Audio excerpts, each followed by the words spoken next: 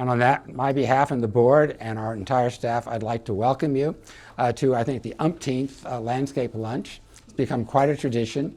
And as you see from the program, it's going to be quite an enjoyable and enlightening experience today.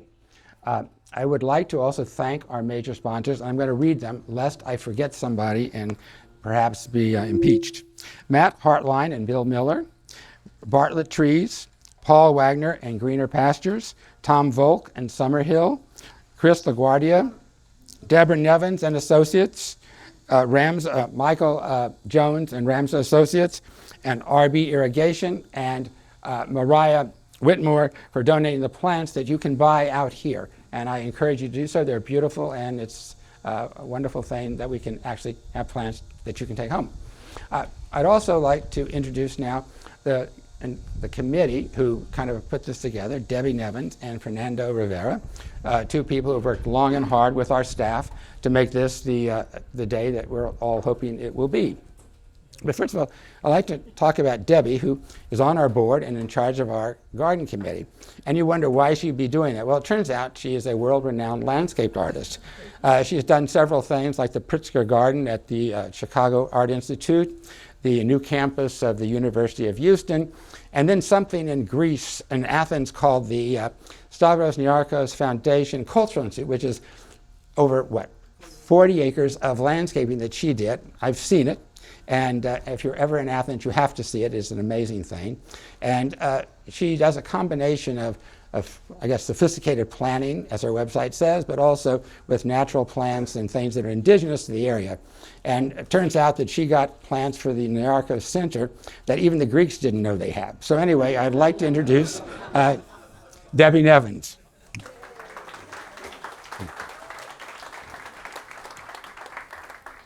I'm just going to stand here for a minute.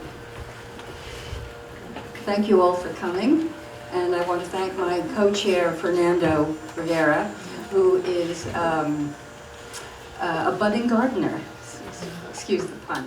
He's, in his professional life, he's in the financial end of high-end fashion, having worked for Etro and now this great, very hip brand called Bode.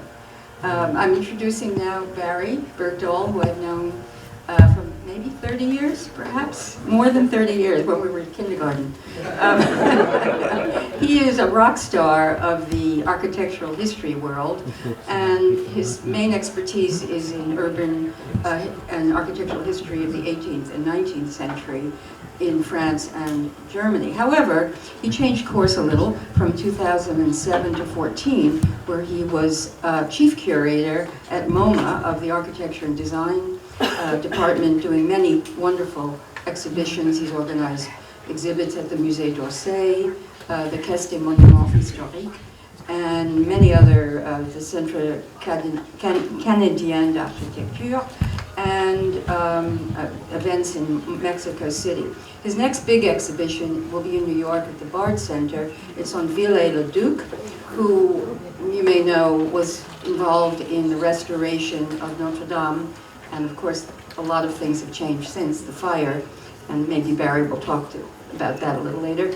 That will be in January of 2026. He's also written monographs on Schinkel, Mies van der Rohe, Marcel Breuer, and Léon Vaudoyer. Did I get that right? The pronunciation. Now I will hand you over to Barry.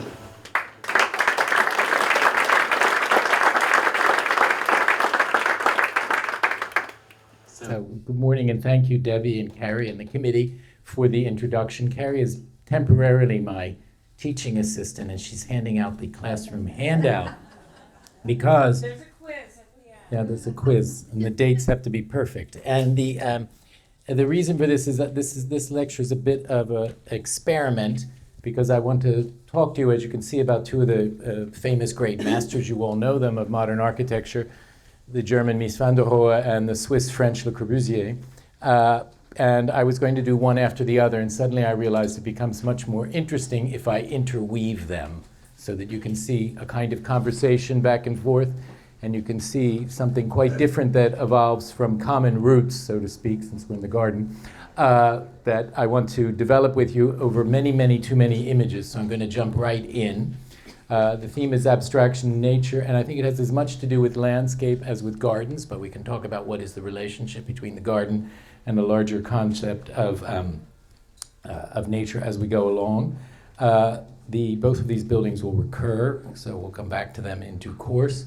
Those of you who've ever studied modern architecture, either on your own as architects or in a course in modern architecture, probably know these great classic works that were compendia that brought together the notion of an international modernism, and they did it through black and white photographs, so already the color of nature is going to disappear. But more importantly, in a certain way, they abstracted the building on the page as architecture, divorced from site planning, divorced from landscape, and I hope to show you also divorced from an extremely important role that until recent scholarship had been under-acknowledged of the role of garden design and thinking about the garden in relationship to buildings that we think of as abstract, transportable, international, and generally thought of as white because they appeared to us in black and white photographs. On the right, of course, is the famous International Style book of 1932 by Henry Russell Hitchcock and Philip Johnson.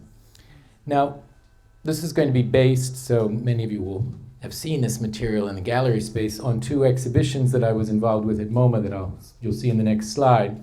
The first was on Mies van der Rohe, now almost 25 years ago, called Mies in Berlin. And I wrote an essay there, which you're going to hear some reflections back on this morning, on Mies and garden design and the evolution of Mies's concept of space, architectural space, but also landscape space. And as I was working on it, I discovered, much to my shock, the plans on the right are the plans of the Barcelona pavilion on the top and the Tugendhat house, both of which will, when they come up, you'll know that you're saved. We're getting near the end of the lecture. And on the left are actually as they appear in the Mies archive. And what you can see happened in 1932 was that all of the garden plantings, the hedges that are these wiggly lines around the Barcelona pavilion, which is as much a composition of plants as it is of wall planes, and all of the integral garden work around the Tugendhat house, to which we will return, were deleted from those plans. I have never been able to find out if it was done by the architects. I think it was done at the Museum of Modern Art and at Norton in order to make the plans much more legible and printable.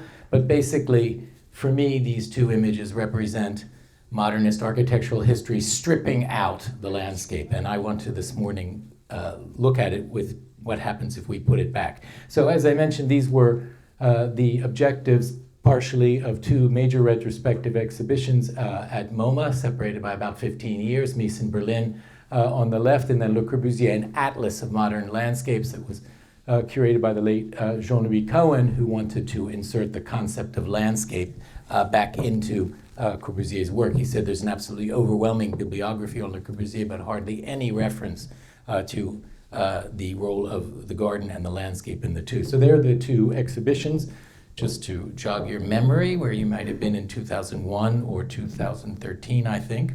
This is your handout, so this is going to be a bit like your church hymnal to help you through this sermon on the return of plants and of landscape to the evolution of the architectural careers. And we're going to really look at the early careers of Mies van der Rohe and Le Corbusier. And I've tried to line it up, but I'm not very good at graphics, in such a way that you can see points of encounter and you can see what's going on at the same time as the two. And I thought you should have this handout because in the experiment of intermixing these two, I don't always label the slides. I don't want you to get confused of whether we're looking at Corbusier or Mies, although that would prove the point, but they're really not exactly the same. Their encounter begins here. We're going to dial back a little bit in a moment, but this is the first time that they physically meet, when they are together in the studio of the famous Berlin architect Peter Behrens. Peter Behrens' studio, a little bit in emulation of Frank Lloyd Wright, who would make clients come out to Oak Park so that they would see him in nature. Peter Behrens' office was not in Berlin. It was in Babelsberg, a suburb of Potsdam, where he had rented quarters on the ground floor of a house and himself refashioned the garden.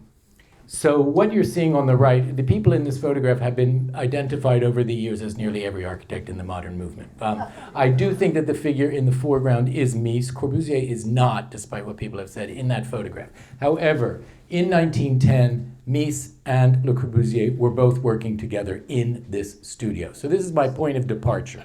And out the windows, we're going to get to Behrens in a moment, because in 1911, Behrens writes a major essay on the modern garden, which is going to be extremely important for us, but I think is extremely important for both of our figures. And so outside of the windows, that's a fuzzy photograph, and here is his arrangement of the garden, both through planting and through beds and through a favored motif of something you're about to learn about if you don't know already, the garden reform movement from the late 1890s into the First World War, which was strongest in Germany and in Austria, and has an entire theoretic literature that moves from ideas of spatial planning to ideas of the relationship of native plants, indigenous plants, and the like, to planning a garden that rejects the kind of watered-down, picturesque garden as it had been inherited from the 19th century.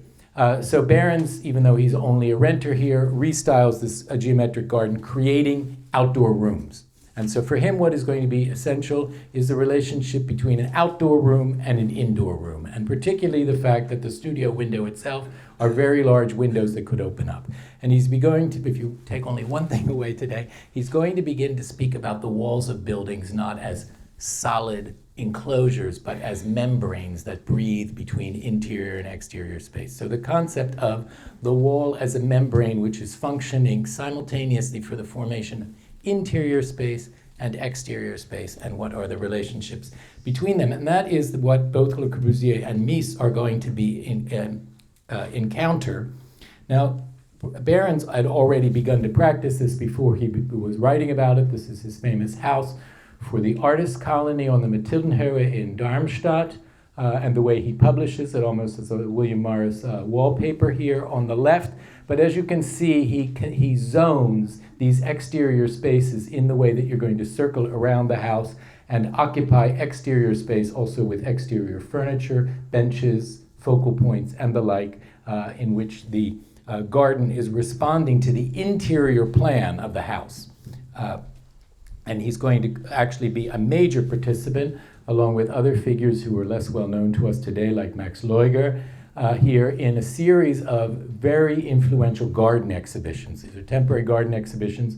They still continue today in Germany in the so-called Bundesgartenschau, but these are the forerunners of them, these garden exhibitions, this one in 1907 in Mannheim. So you can see this beginning of thinking of structuring the garden as a series of interlocking spaces.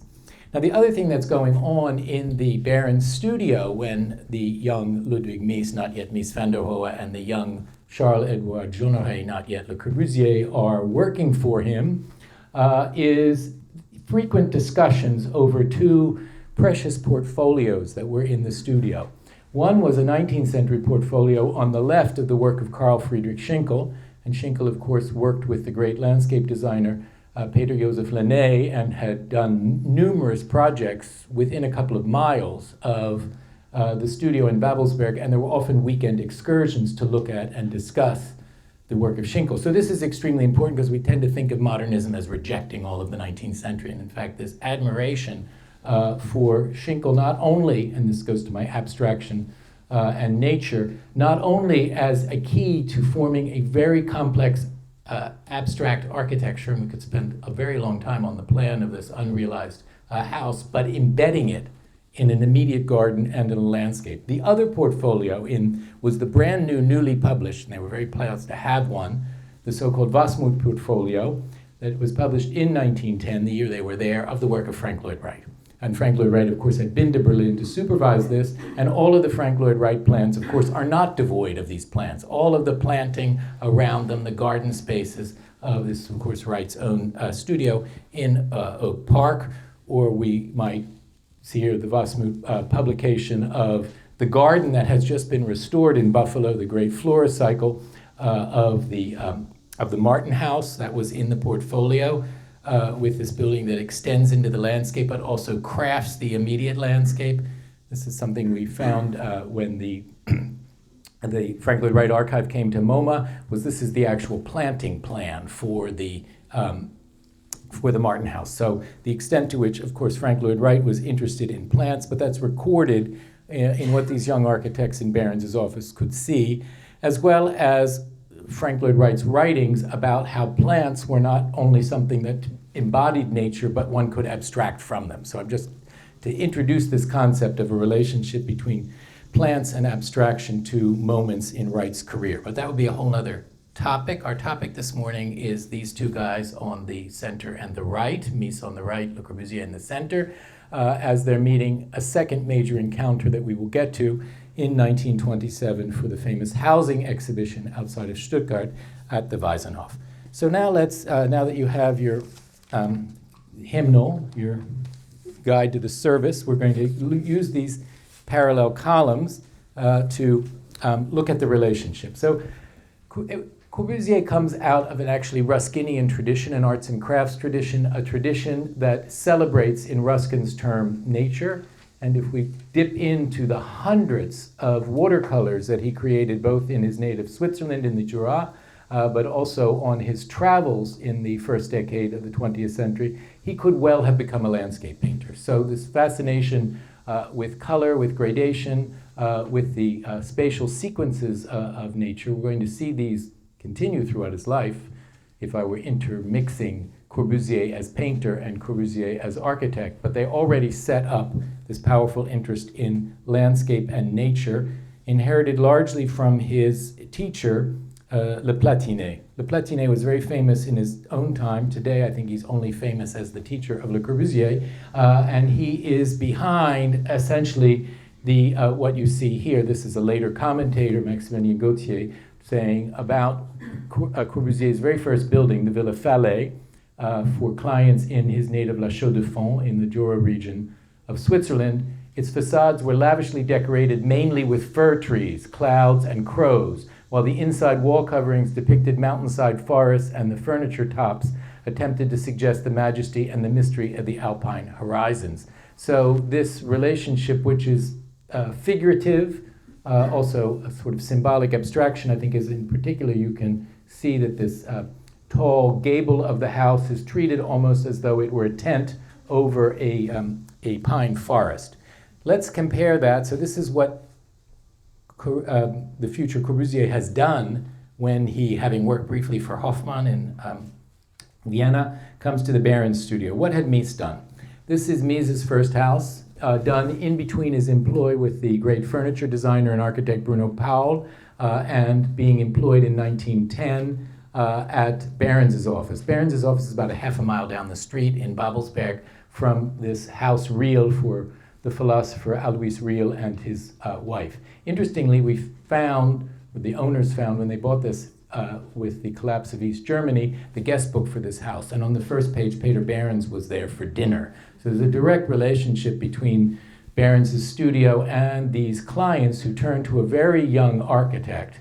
I think that the house needs to be pushed a little later in date. That's what that's about. But anyway, Mies is photographed here in the garden of the real house, and there is the real house, a kind of neo-Biedermeier house. I think to us, it looks very nostalgic. If you drive down this street in Babelsberg, you will go past neo-Tudor houses and castellated adventures. And so in the context of 1907, 1908, this looks radically abstracted and simplified. And it's part of this movement to embrace the Biedermeier as a period of simplicity that modern times should return to. So I would like to say that it is much interested in moving towards a simplification and abstraction as it is in its evocation of another historical period, the Biedermeier period of circa 1800.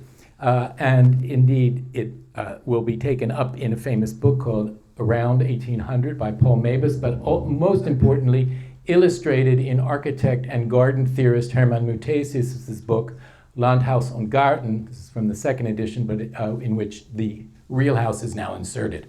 In this wonderful cinematographic thing, this is really the only slide we would need for this whole demonstration, already laid out by Mutesius to take us through the house to discover the prospect in a very unexpected way. The house is built into a relatively steep hillside, and in fact, it is looking out at the Royal Landscapes designed by Schinkel. So from here you can glimpse the trees of Glinica Park and of Babelsberg Park nearby. Most important for us, however, is the, well, first of all, here just to show you this kind of reference. Everybody's picking up on the Biedermeier. Here's from circa 1800, the type of house that it is inspires it. Here's a student project of the same years from a magazine that had weekly competitions and published the results. You can see also that theme of the house that sits with a portico, almost like a little temple front sitting on an extended wall. And this over and over is going to be important for us, is the treating of the garden as a podium that has both a designed outdoor space and designed indoor space. So the podium shared by house and garden already in that student project, but very dramatically, of course, in Mies's design. So I could spend a very long time on this house, which I think was relegated. Mies himself had it fall out of his work, but when it's brought back, I think it exhibits certain motifs which are going to be with him for the rest of his life about the relationship of interior and exterior space. We are invited to come in through a garden wall into a series of rooms which, in the theme of the architectonic garden, of the Reform garden, each of these is themed. So there's a kitchen garden next to the kitchen, there's a so-called Spielgarten or play garden next to the children's room, and there's a Wohngarten, a living garden, which is near the living room. So the idea even of programming exterior spaces to do certain things. And as we move through the house into this central space, which has all of its doors, in a sense, hidden under this continuous gridded pattern to look to the kind of Serlio-inspired neo-vernacular edge, to look out over this incredible porch, which, as you can see, because this is just after construction, is being planted so that it will become covered with vines in order to discover what we could hardly expect from that upper platform, that the house is a temple that shares its retaining wall with the garden on either side, both to the left and to the right of the house, making for this dramatic transformation as the house changes from a kind of cozy Biedermeier cottage to a temple panorama perspective gathering space above its wall. We know also involved in this circle, and probably through Barron's later on, but already through the client, an association with, since there are plants for sale here and the plant theme, with one of the great theorists and also providers of native plants, and the complete reflection on what types of plants should be in this garden. So this is the book by Karl Förster. We'll see his own nursery, which is his sales point, and house in a moment. Winterharten, Blütenstauden, etc., which basically means winter hardy flowering plants and shrubs of, interestingness, of the Neuzeit, of our time.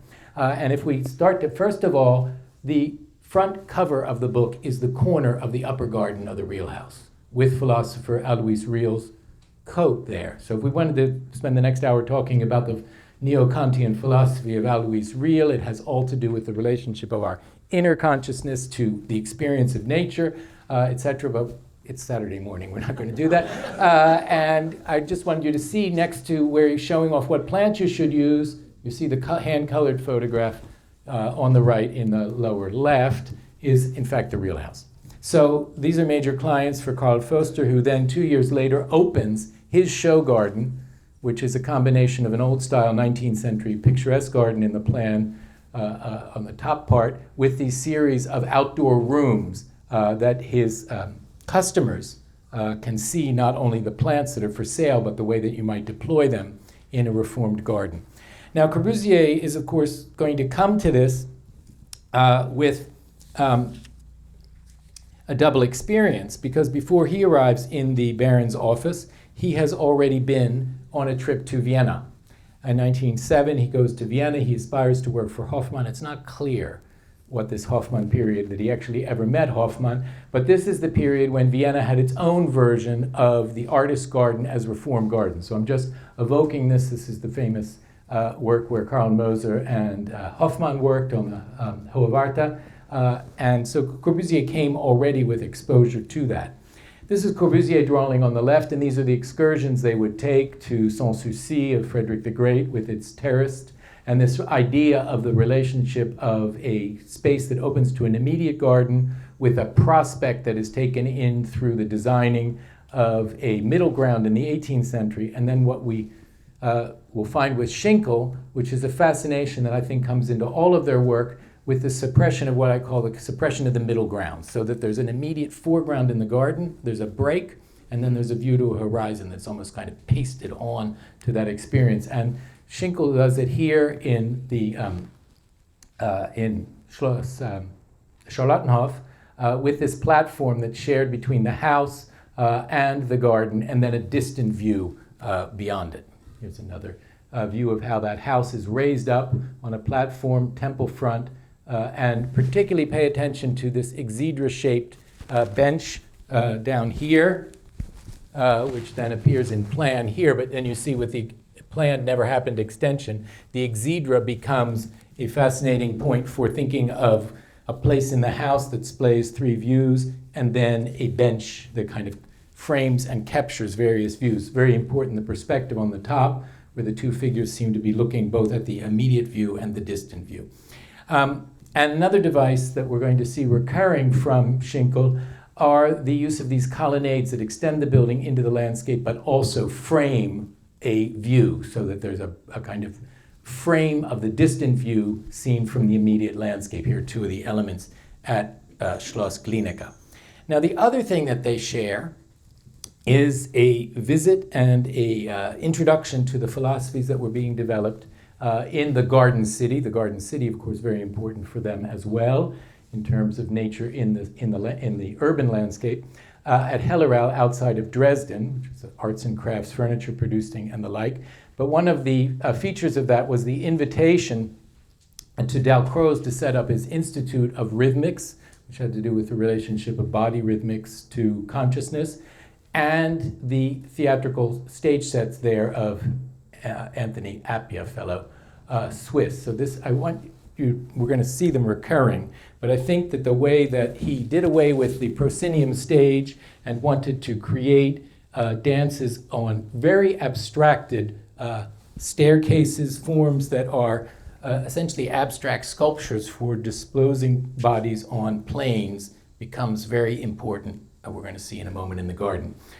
One last comment on the Baron's studio. There is one Baron's drawing in Le Corbusier's archive because he stole one and took it home with him when he left Berlin, and it is the house and garden plan of the Wiegand House, which still stands in Berlin. Dahlem, very influential for both of our figures. Corbusier leaves again on his great trip to the so-called to the Orient, the Eastern Mediterranean via Greece, and these are the type of landscape drawings now, I think, filtered through Hellerau and through stage planning in his experience. This is for you, Debbie.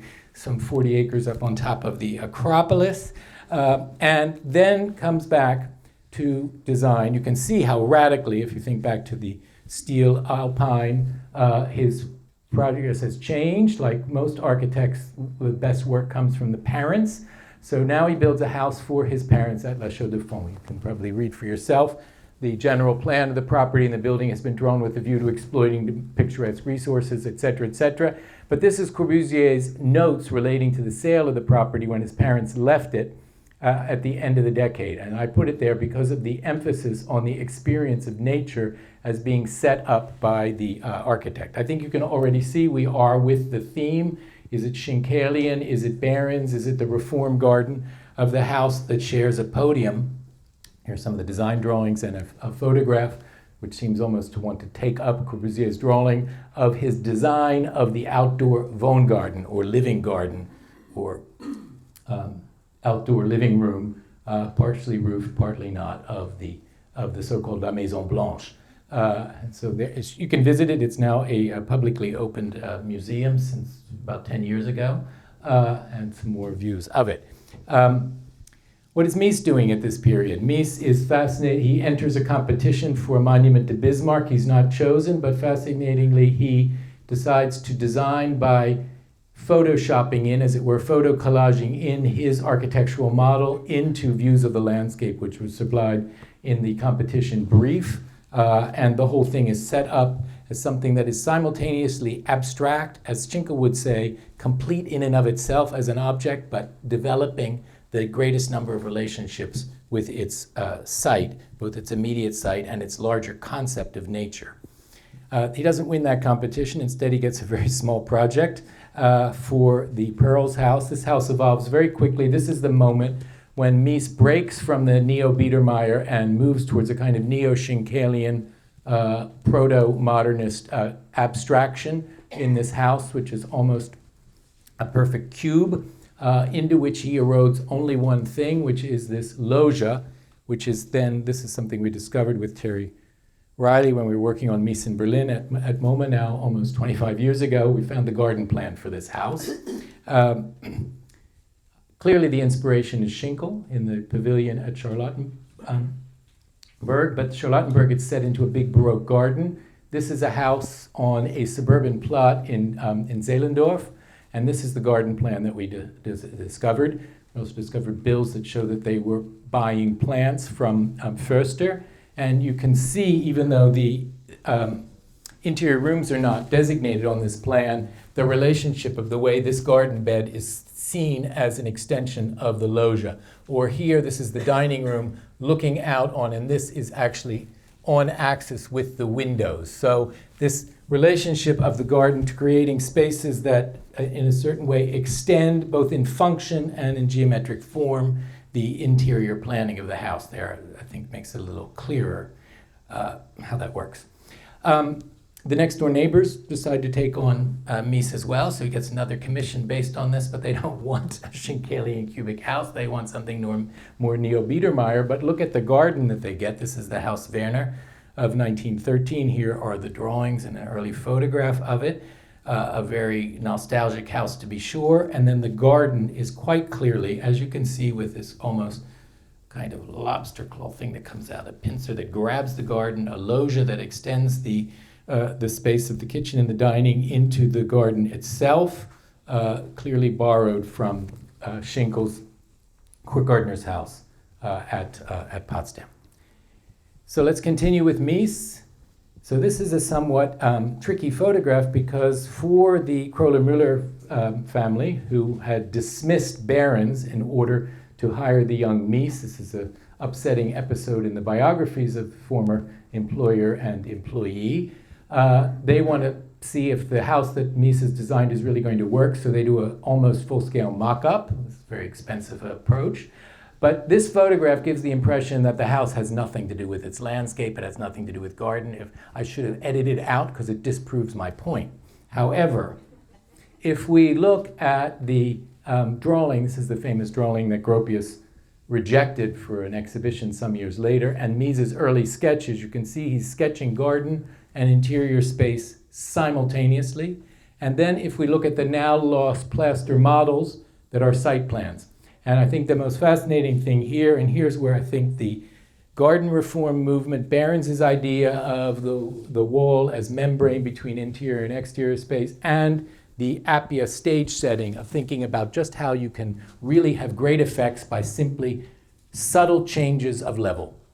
We're up a couple of inches from there. That makes this into a room, even though it continues to the outside. And that's what he's thinking about here. You see this playing of the up, and there's our Exedra bench. All of this is reworked, obviously, from Schinkel, but is also this extension into almost as though you're impressing an exterior ghost plan into the garden to then be emphasized by the way it will be planted. And by that point, we might say that we have a whole theory of this. Mutasius has written Peter Behrens. Mutasius writes, "The house and the garden are so intimately related in their nature that it is simply impossible that two people unknown to one another, an architect and a gardener, should give form independently to the house and its surroundings." So this insistence, Behrens writes, that garden and house need to come together, even if two different expertises do so. Mutasius writes, "If the house belongs to architecture, the garden must also. And if one takes the word architecture in its most frequent extension so that it encompasses all man-made images and forms, garden design must also, of necessity, belong to architecture." And he goes on and on. And I could read many, many quotes. There's an entire literature here. Behrens continues, when the layout of the garden is treated as architecture, it is more than a matter of tracing in geometric lines. It is an opportunity for forming space. Raumgestaltung. Giving form to space is obviously the highest principle of architecture.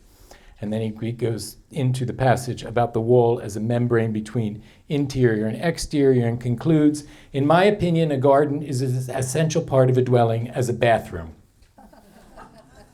And he continues into much more spiritual aspects of why you need to have a garden. You need both to contemplate nature and to prepare yourself to be cleanly in it. So let's continue with a few more projects. Now we're going to go more slideshow because I don't want to keep you here when there's a garden to discover. This is a house that Mies became extremely embarrassed by later on for very conservative clients, the Orbig house. But I think there's so many of the lessons that are embodied here.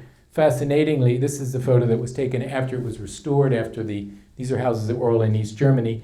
Very fascinating, these pilasters, this is for the architects in the audience, die into planters.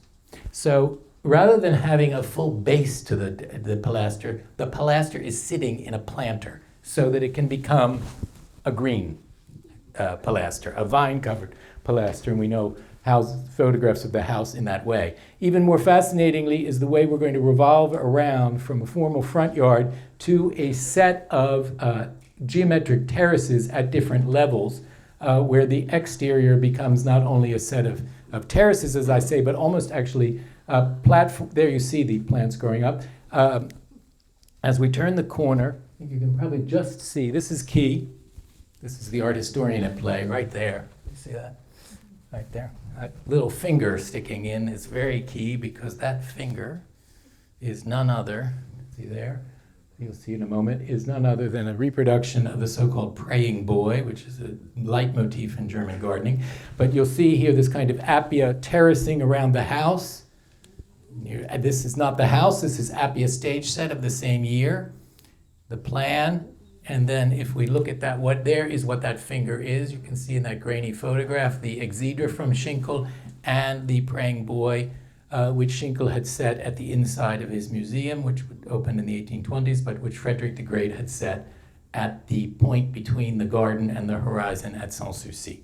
So there are all sorts of motifs, garden design, art historical, and the like. Corbusier, what is he doing? Similarly, we could spend a great deal of time on the last house that he designs before permanently setting himself up in Paris, in the Rue de Sèvres. This is the Villa Schwab in La Chaux-de-Fonds for a very wealthy family of 1916. And once here, photo collaging his house into a design for the garden, or photo montaging it in, and creating a set of exterior terraces which extend the interior spaces with their now large French doors into the landscape. Let's segue to their emergence to the figures that we recognize, the architecture that we think of as Corbusian or Miesian, with two designs for, in a sense, themselves as clients. Mies van der Rohe's unbuilt house for himself on the left, which survives in two sketches, and Corbusier's new house for his parents who were downsizing but moving to a more agreeable location on Lake Geneva in 1923, so about a decade after La Maison Blanche. You can see Corbusier's one of his early sketches for the house. Not only is the house fully furnished already, but the view of the landscape. The whole thing is going to be set up as a narrow space for taking in the dramatic mountain landscape of Lake Geneva. And likewise, let's move to the two known sketches for Mies's house for himself and his family, who he was soon to abandon, and the house project as well. But you can see the extent, and even here designating the different types of gardens. And so this extremely abstracted architecture now already, Schenkelian forms, but are already beginning to slide in a way that we associate with the emergence of the so-called international style in the 20s, are again locked in place by the treating of the ground plane through sunken and raised terraces.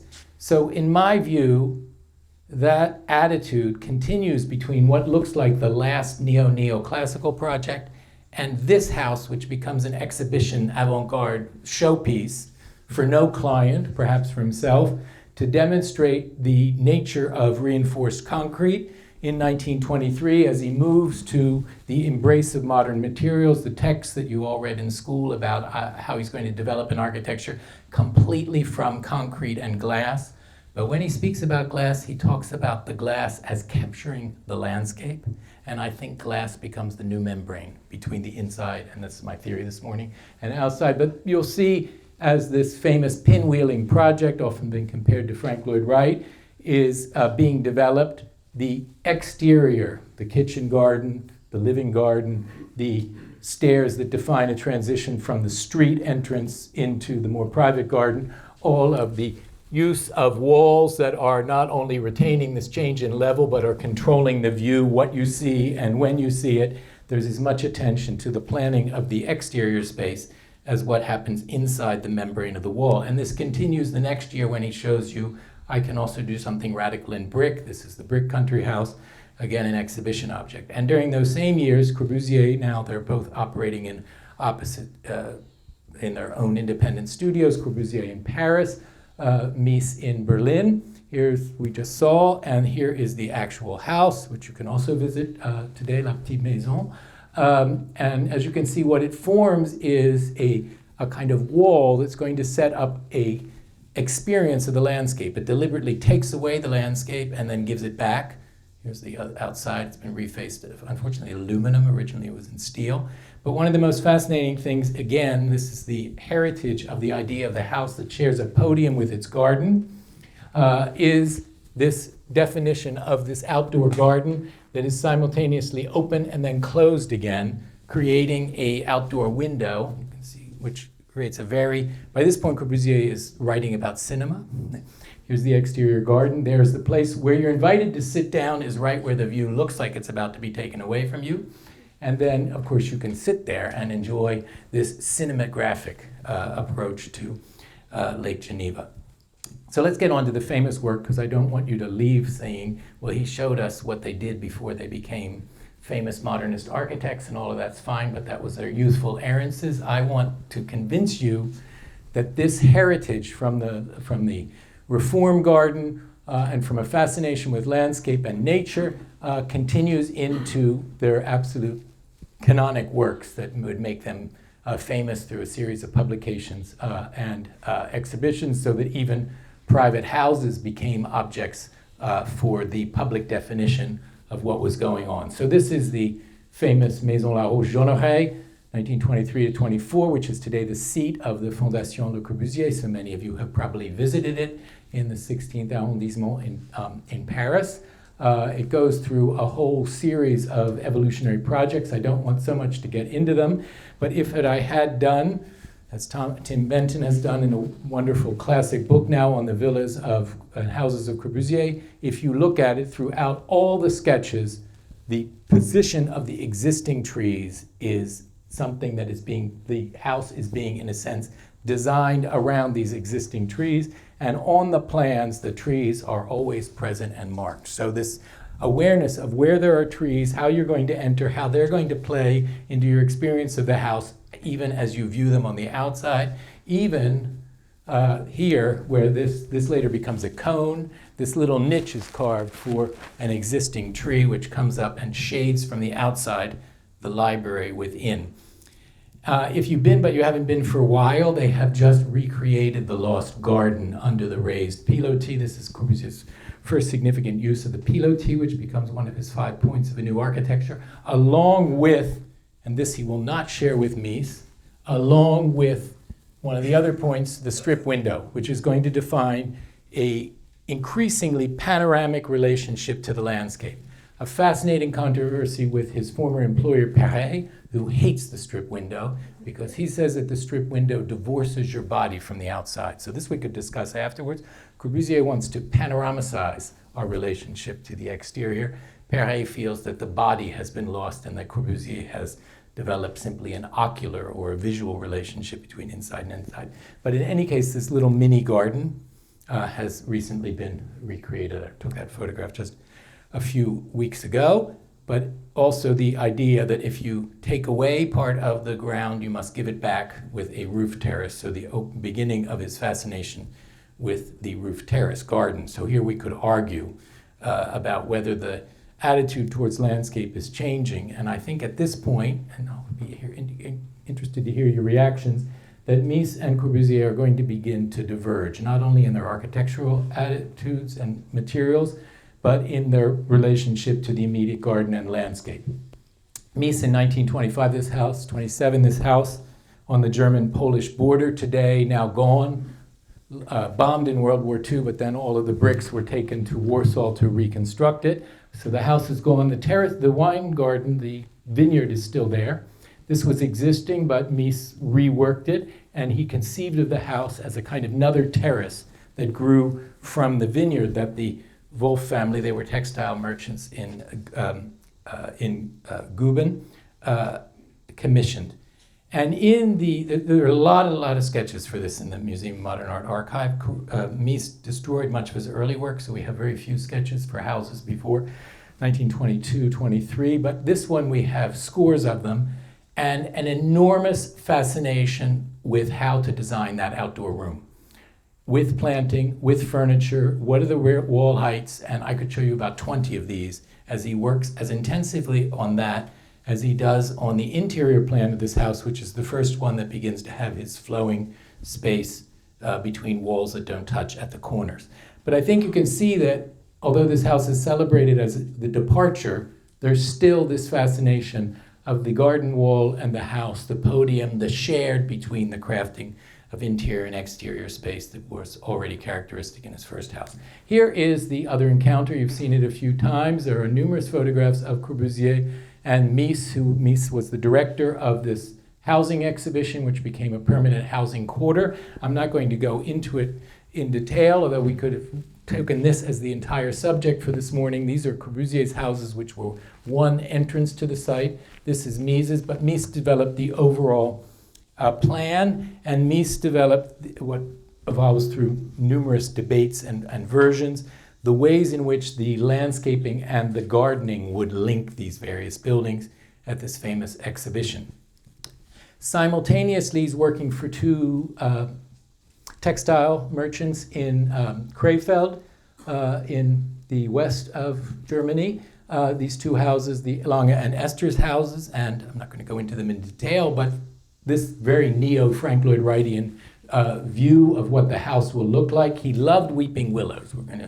We can ask the question, Debbie, maybe you'll have thoughts on why this obsession with weeping willows. I think it's because they define space under them. They actually create a kind of exterior room. But he's very specific about the plants, generally in consultation with others. I don't think he's really a plant guy.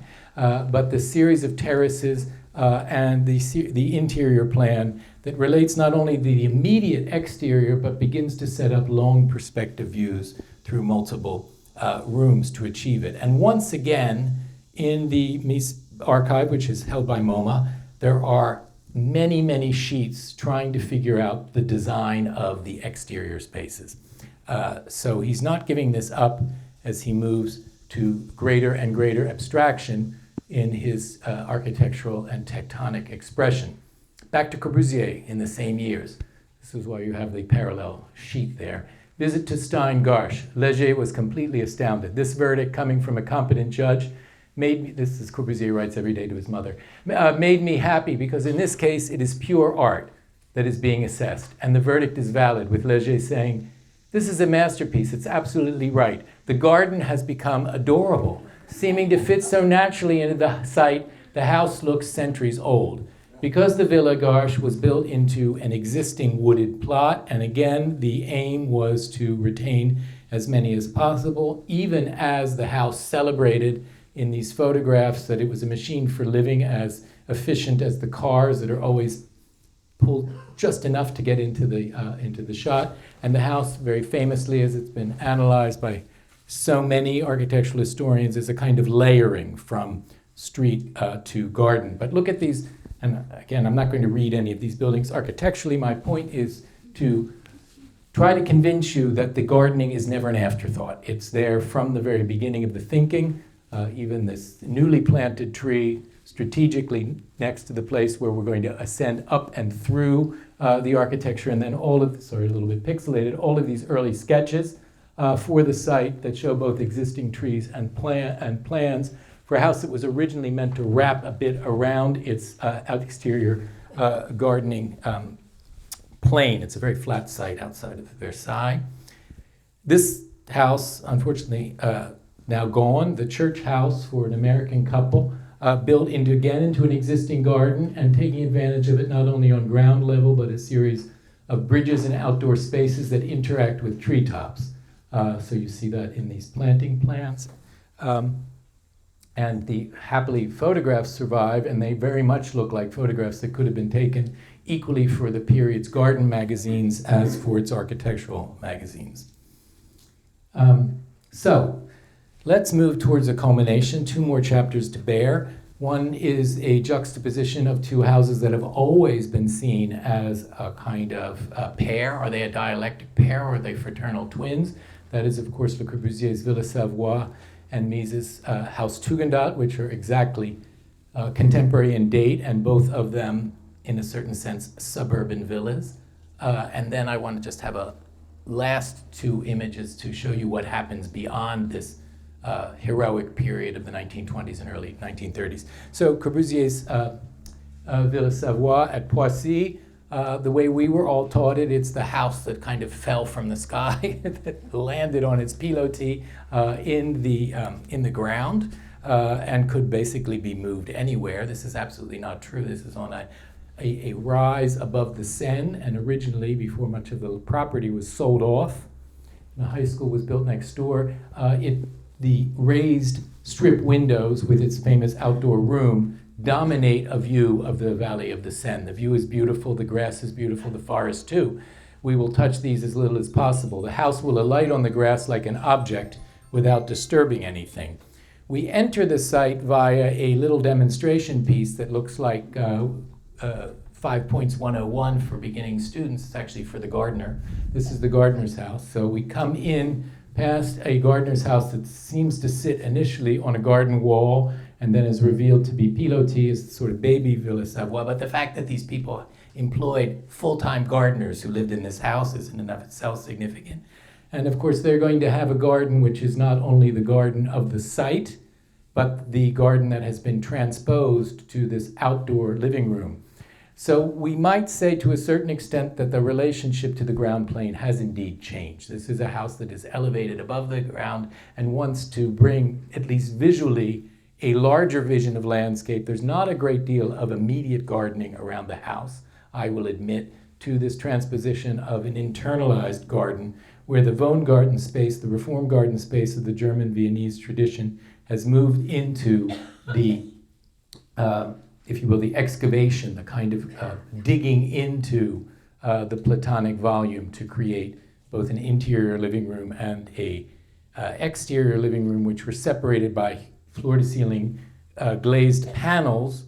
Let's go in and up. There are those panels. There is the membrane now between interior and exterior space, between the interior living room and the exterior living room, and of course, the famous ascent up the ramp that finishes Corbusier's idea of the promenade architecturale in this framed window, now not looking at Lake Geneva, but looking at the valley of the Seine in a sunbathing platform with a place for your picnic things that you can set there in that final view.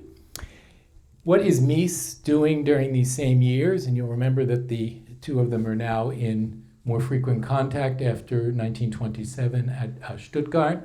This is what we began with, so let's finish by putting the garden back into those sites. Here is the Barcelona pavilion. Mies was offered various sites. The Germans were actually late to come to the fair, and in the end he chose this site on the cross-axis of the fairgrounds, outside the view of this late kind of Beaux-Arts palace, behind what has been photoshopped out in most of the views you studied in class, a row of Ionic columns that stood there. So that if we were doing architecture, we would want to think about how he's relating to those columns and to that absolute symbol of classicism. But most importantly, when we look at this plan, and it was a bit of a pipe dream because the thing was built so quickly, how were you going to have mature plantings? But there's as much attention to the wavy lines of nature as there are to the famous lines of this sequence of movement through sliding past independent planes of a kind of frozen geology to basically move through a propylaeum. This is a gateway through to here with a view of an idealized garden at that end, and then we can come back out and get a view just as we slip out the back to this outdoor living space centered around a pool, which after that plan will get slid to one end to lock in a more abstract way. So interestingly, when I was working on this exhibition years ago with Terry Riley and reading all of the reception of the Barcelona Pavilion, which has now been pulled into a wonderful anthology by Dietrich Neumann, I found numerous times in which this is referred to as the Garden Pavilion.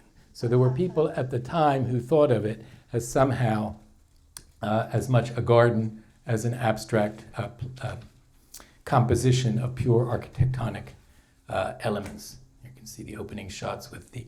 But I think what really becomes absolutely a garden house is the house for the Tugendhat, for Greta and Fritz Tugendhat in Brno in Czech Moravia.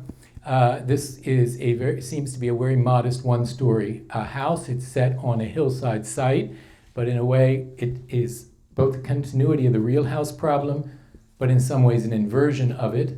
Now about 25 years later, we're in 1929, 1930, and we're going to come in at the bedroom. It's an upside-down level house. We're going to come in at the bedroom level and go down to the great living level.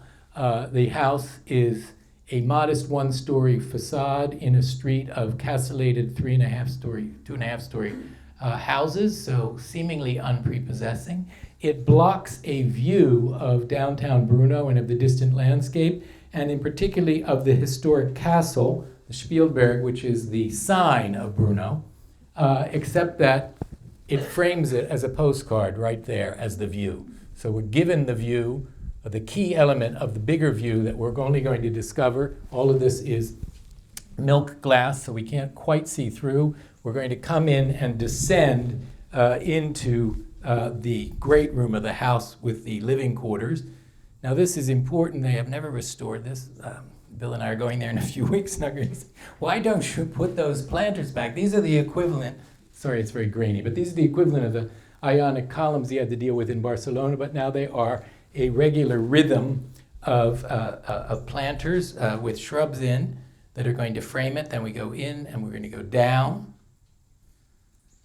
the staircase, and there's the bedroom level. And you can already see how on Mies's plans, the planting of a kind of exedra to the right, and then the single weeping willow tree in the lower margin. And we'll come down to this explosion of the view outwards. There's the expunged nature, and here's the nature back. Now, very famously, this great glass wall, we'll see it again in a moment, that extends its full length. A lot of things are going on here. This is the view out to the real nature. This is the view out to the more controlled garden through a winter garden. And the winter garden is between two planes of glass.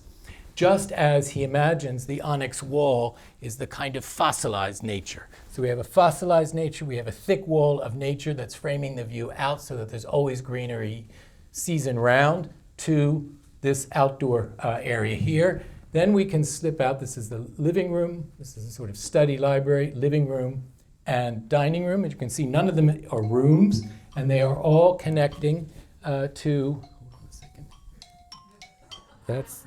That's Carrie telling me that I've overrun my time.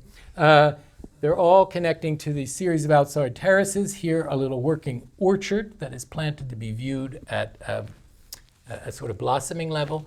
And I want you to see especially this. This for me is key. The existing weeping willow tree is on axis with the table. So for me, the dining room is still related to its outside dining area. This is related to this. We have a residue of that idea of the relationship in more panoramic terms of interior and exterior. Now I knew, like everyone else, but we couldn't go there for many years, when this was in communist Czechoslovakia and non-visitable, that the Mies had deployed here something he'd become fascinated with technologically for some years already, the so-called sink fenster, or a window that drops into the floor. So we're already above a raised podium, and this entire window can sink. That's why there's a guardrail here. Can sink below. I always thought the whole back wall goes down. The whole back wall does not go down.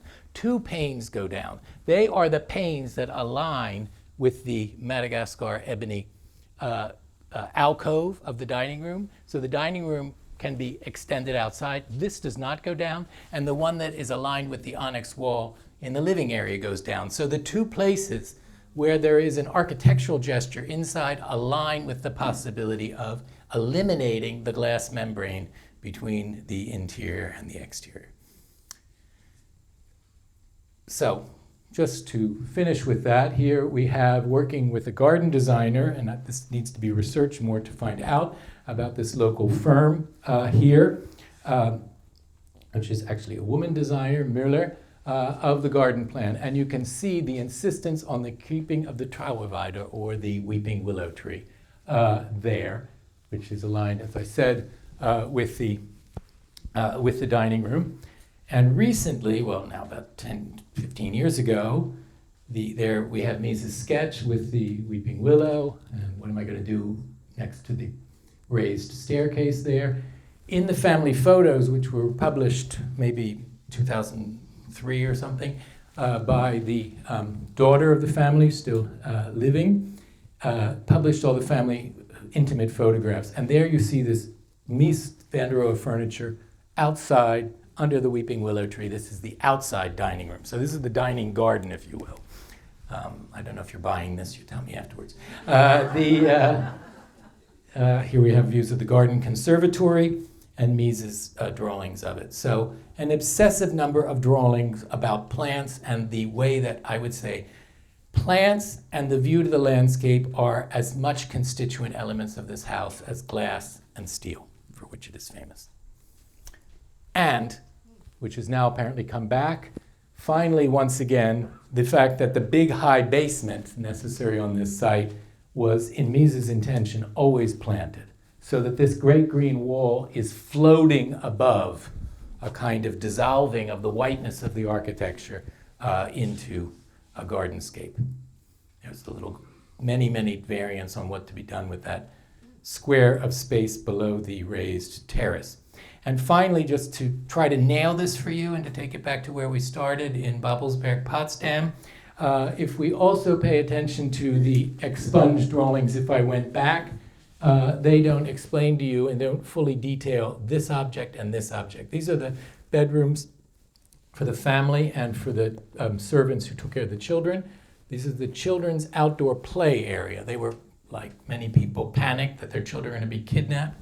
And so the kids were supposed to play in the garden, and particularly in the off-season on this raised, basically on the roof of the living floor. And they had 2 things, you might expect, an exedral bench and a trellis.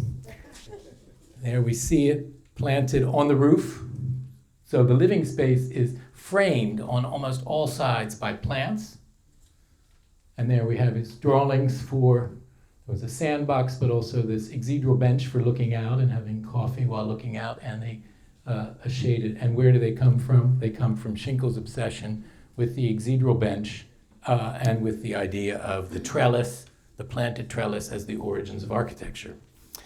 So what happens later? Of course, Mies comes to the United States. He'll have an incredible career, often working with Caldwell and other garden designers, Lafayette Park and others. I just want to conclude for Mies with the famous Farnsworth House, one of the few houses he built in America. And he writes about it, you might say this is the ultimate rejection of nature. Look at the model that he exhibits at MoMA in 1949, filled with trees. And people critique Terry and I for making trees on our models. Anyway, he writes, "We should strive to bring nature, houses, and people together into a higher unity. When one looks at nature through the glass walls of the Farnsworth House, it takes on a deeper significance than when one stands outside. More of nature is thus expressed. It becomes part of a greater whole." So for him, the fact that you need to look at nature through this membrane of the glass is putting you in a more contemplative relationship with nature. That is his explanation of the Farnsworth House, one of the few buildings that is steel that is painted white rather than black in Mies' career. This is one of the few garden plans that we know for Corbusier as he moves into the 30s. This is, of course, the Villa Mandreau, but I'm over my time, so we're not going to discuss this one. so much as to conclude that if we wanted to follow Corbusier likewise into the post-war, whether we wanted to go to Ronchamp, whether we wanted to go to Champ de Gare in India, whether we wanted to go to the roof of the Unité d'Habitation with its landscape, looking at a landscape, admittedly increasingly more abstracted, more panoramic, but in these photographs that were taken for the 2013 exhibition by Richard Pear, the idea was to emphasize Corbusier as creating objects that he thought of as in dialogue with a larger landscape situation. So I'll end there. I hope I've persuaded at least half of you by giving out a prayer hymnal